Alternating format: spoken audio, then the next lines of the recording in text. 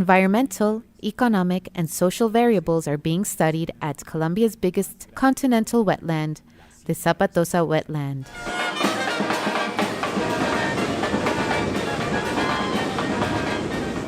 This ecosystem is spread between the Cesar and Magdalena departments and 5 municipalities: Chimichagua, Tamalameque, El Banco, Chiriguaná, and Curumani. Here, 150,000 people live and 170,000 heads of cattle graze. This marshland ecosystem is the habitat of numerous migratory birds, and it is also a feeding and breeding ground for fish, birds, mammals, reptiles, and other species. The biological cycles of the fish have adapted to the conditions of the water of the Cienega River complex. During the dry season, they swim up the Subienda River, facing difficult conditions in the marshes, during which they will have to complete their annual reproductive cycle. By contrast, during the rainy season and during floods, underweight adult fish return to the marshes, where environmental conditions are more appropriate, a phenomenon known as downstream migration. These conditions result in 70% of fishing being concentrated between November and January. The most economically important species of fish are bocachico, striped catfish, nicuro, tilefish, pacora, doncella, and yellow tilapia. Aquí existen unas gran variedades, talbagre, el blanquillo, la dorada. There is a great variety of fish here. You have catfish, tilefish, dorada, chango, comelon. You have bocachico as well, a whole range of species that are not commercially fished, but that people have had to rescue them because commercial species have been declining or going extinct. Like catfish and bocachico, which used to be the most important for the economy and for the local cuisine. The critical environmental situation of the Zapatosa ecosystem and of Central Cesar can be explained by different causes, such as poverty, illegal mining, low educational levels, and geographic isolation. Fenómenos exógenos, como el cambio climático, Exogenous variables, such as climate change, affect the rain and flooding cycle of the Magdalena River basin. This in turn accentuates the flooding and drought cycles in the lower Magdalena.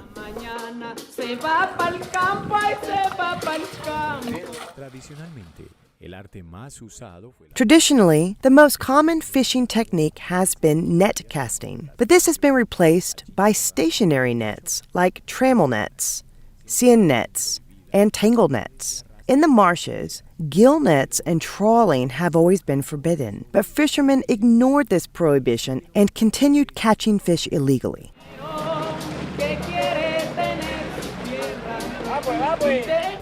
La sobreexplotación se Overfishing happens every day of the year, since fishermen lay down trammels of up to 2,000 meters long and only lift them for a brief time to pick up their catch. Es así también como los procesos sociales y los procesos culturales, tanto la actividad que desarrollan los pescadores día a día. This is how cultural and social processes, as well as the daily activities of fishermen in the marshes, coupled with the culture of illegal fishing, continue to harm the wetlands, promoting its overexploitation and causing the decline within this ecosystem of species that the area's inhabitants depend on.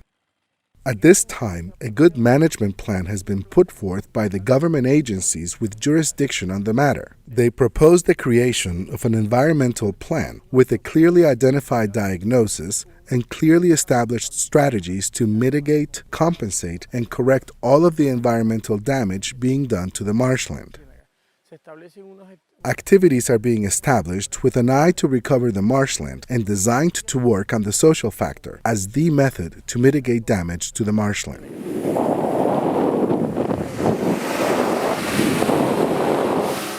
TvAgro channel visited the Zapatosa marshlands in order to see the environmental and social problems up close and encountered a major surprise.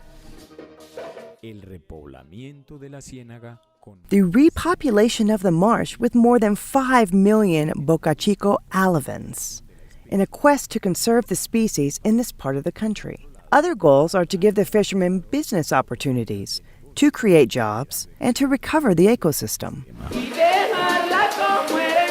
para esto se está To achieve these goals, the government is training all of the fishermen in the area, especially those that continue to fish using illegal methods.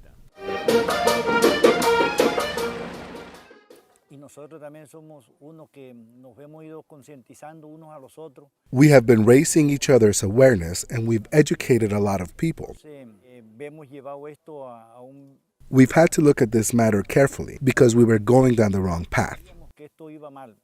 Otro que nos sentimos contentos We're also happy about this new project that is underway right now, en momentos como es el repoblamiento de alevinos, the alevin repopulation, the 5,150,000 alevins nosotros más adelante that will ensure that we will have increased production in the marsh. Actualmente el gobierno departamental viene desarrollando Right now, the state government has been undertaking a repopulation project of 5,150,000 Boca Chico alevins in the Spermatozoa marshlands complex. At the same time, they are training and educating fishermen on which fishing methods are legal and what are the allowed sizes to comply with current fishing regulations. Los datos estadísticos de las diferentes entidades involucradas acá en el ecosistema de la ciénaga zapatosa.